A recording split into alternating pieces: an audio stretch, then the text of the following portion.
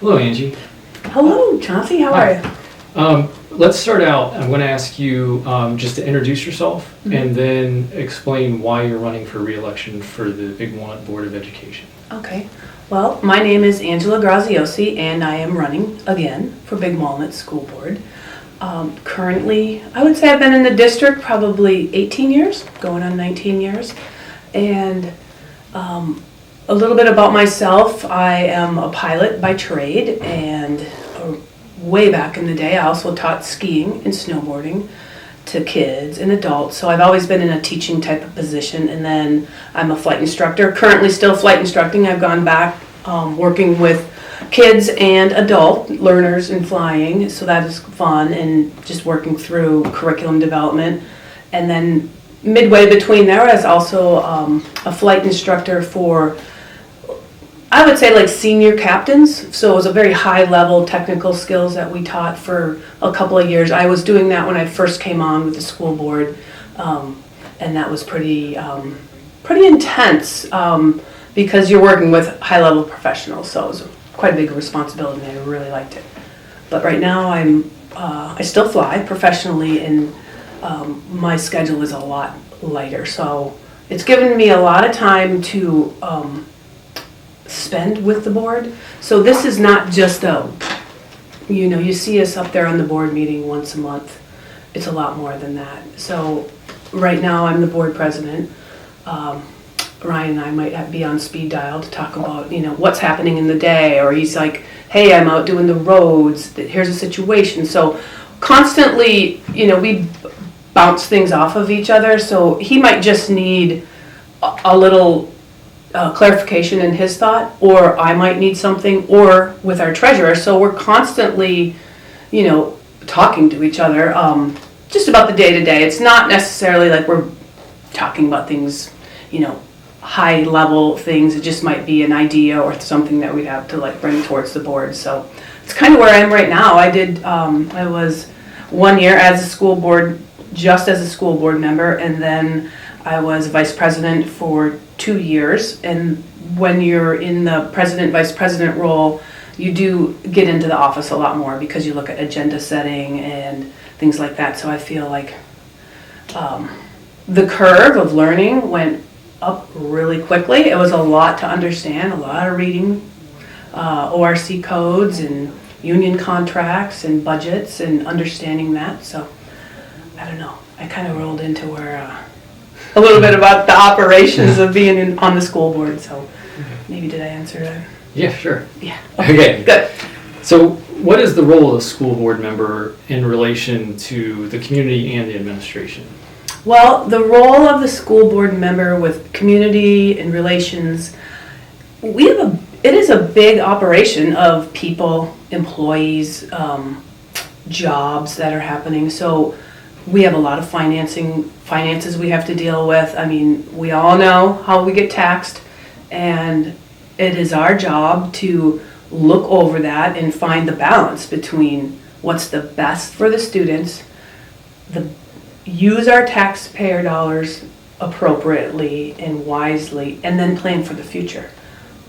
Yet along deal with all our employees and union contracts and raises and employee retention. So it just goes on and on. I mean, yeah, it's huge. So I feel a lot of responsibility, a lot of weight on my shoulders to do the right thing, to do the forward thinking, to think what's best for all the students, for all the kids, for all the teachers.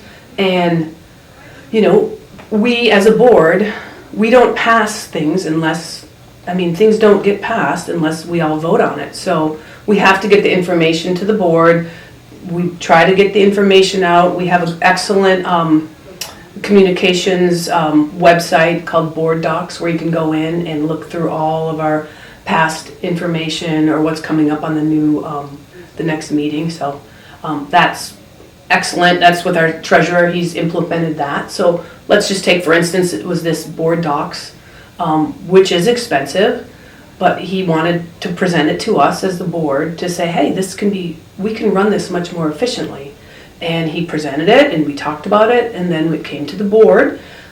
well, as he was presenting it, and then we put it on the agenda to a vote for that. So yes, it does take money to run the district, to upgrade the district, but now he's just amazed in the efficiency that's there with the payments and being able to look back and cross-reference things, so it's just great. So there's one small thing with the board that we do. Yeah. So what is your plan to attract and retain quality staff, from custodians to support staff to administration, then also to the teachers? Well, I think my plan is, it's already come to fruition because we just passed 3 of our contracts, all of our unions we passed, the teachers, the bus drivers, and I'm gonna forget the mechanics, the cooks. So there's 3 different unions, and we passed them all. And our treasurer said this was the best negotiations he's ever seen in 25 years. I mean, that goes to our credit for our superintendent, our treasurer, our assistant superintendent, and the communication that all goes down from them. So I really am so thankful for Ryan McLean, Scott Gooding, and I know I'll forget people, but that's our president, our superintendent, and our treasurer, and also Megan Foreman, for the jobs that they're doing. So we're doing it now. How are we going to attract people and keep people coming? Well, we've set good contracts for them. And just work rules, and Ryan McLean has put in good people in advisory roles. So pretty happy with that. Good. So with recent tax cuts and shift in fees, what is your financial strategy to maintain staffing and keep costs down for families? Okay, that is a very good question, and we have been talking about this. I think this is on our main focus all the time. We talk about this all the time. We have been talking about cutting fees for over a year. We kept watching it and looking at it and coming up with ideas, so how we can do just a little bit to give back to the district.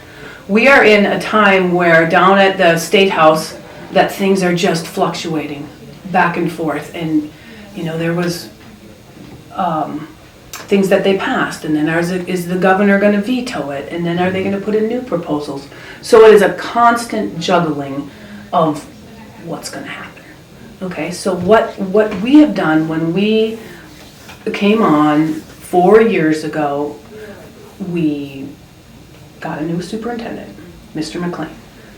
Went through a treasurer or so, and now we have Scott Gooding, who's an excellent treasurer.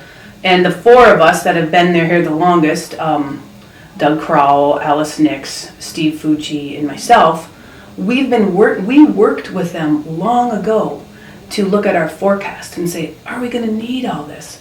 So we were coming in, and Mr. McLean came in with an old forecast, an old hiring plan to hire, frankly, a lot more staff than we ever needed. So that forecast looked rather bleak 4 years ago. And when Ryan McLean, with all the guidance of the board, readjusted our hiring and our planning for staff, it made a lot more sense. So it brought things into a little more focus and a little more manageable. So that's one of the things. So also we realize, we understand property values keep going up, taxes keep going up. Where and how are we going to keep agile, shall we say? Because they could pass something in January and change it all again, where we have now just approved our 4-year forecast.